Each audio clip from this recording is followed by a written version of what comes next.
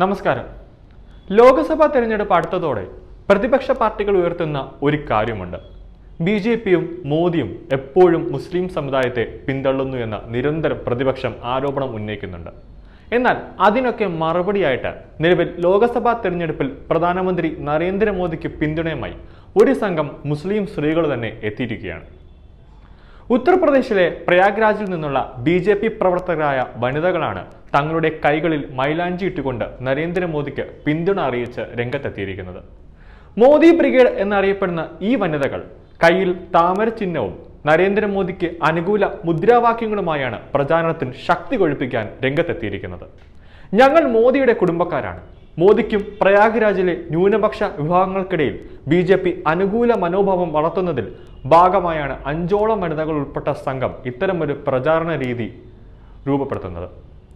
ന്യൂനപക്ഷ മോർച്ചയുടെ വനിതാ പ്രവർത്തകർ നഗരത്തിൽ 26 വാർഡുകളിൽ വിപുലമായ പ്രചാരണ പരിപാടികളാണ് നടത്തിക്കൊണ്ടിരിക്കുന്നത്.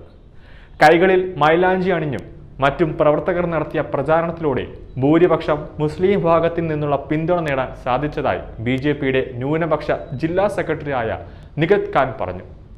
യോഗിക്ക് വോട്ട് ചെയ്യുക തുടങ്ങിയ മുദ്രാവാക്യങ്ങളാണ് മൈലാഞ്ചി ഉപയോഗിച്ച് വനിതകൾ കൈകളിൽ എഴുതിയിരിക്കുന്നത്. യോഗിക്ക് വോട്ട് ചെയ്യുക എന്നുള്ള മുദ്രാവാക്യങ്ങളും കൈകൾ എഴുതിയിട്ടാണ് ഇവർ പ്രചാരണത്തിൽ ഇറങ്ങുന്നത്. കാരണം യോഗി ആദിത്യനാഥ് എന്ന് പറഞ്ഞാൽ യു.പിയുടെ മുഖ്യമന്ത്രിയാണ്. അപ്പോൾ യോഗി ഇനിയും വരണമെന്ന് ആഗ്രഹിക്കുന്നത് കൊണ്ടാണ് അവർ ഇങ്ങനെയൊരു മുദ്രാവാക്യവുമായി രംഗത്തിറങ്ങുന്നത്.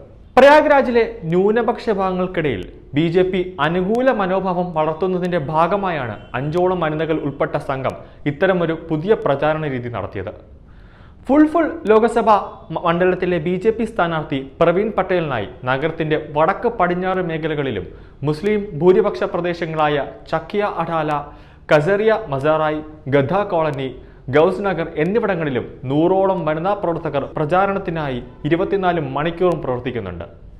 ബി.ജെ.പി ന്യൂനപക്ഷ മോർച്ച പ്രവർത്തകർ ഓരോ ദിവസവും കുറഞ്ഞത് 40 മുതൽ 50 വരെ വീടുകളിൽ നേരിട്ടെത്തി മുസ്ലിം വനിതാ വോട്ടർമാർക്കിടയിൽ പ്രധാനമന്ത്രിയുടെ ആശയങ്ങളും പ്രധാനമന്ത്രി നരേന്ദ്രമോദി അവർക്ക് വേണ്ടി ചെയ്യുന്ന എല്ലാ പ്രവൃത്തികളെ പറ്റി ഒരു ധാരണ അവർക്ക് നൽകുന്നുണ്ട്.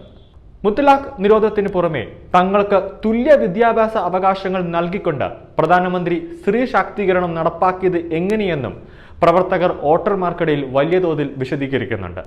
പ്രതിപക്ഷം ഉയർത്തുന്നു ബി.ജെ.പിയും നരേന്ദ്രമോദിയും മുസ്ലിമുകൾക്ക് എതിരാണെന്ന്. എന്നാൽ ഇത് മുസ്ലിമുകൾക്ക് എതിരല്ല പ്രധാനമന്ത്രിയും ബി.ജെ.പിയും എന്നതിൻ്റെ ഒരു ഉത്തമ ഉദാഹരണമാണ്. പ്രതിപക്ഷം ഉന്നയിക്കുന്ന ആരോപണങ്ങൾക്ക് മുന ഒടിച്ചുകൊണ്ട് മുസ്ലിം സ്ത്രീകൾ തന്നെ രംഗത്ത് വന്നിരിക്കുന്നത്.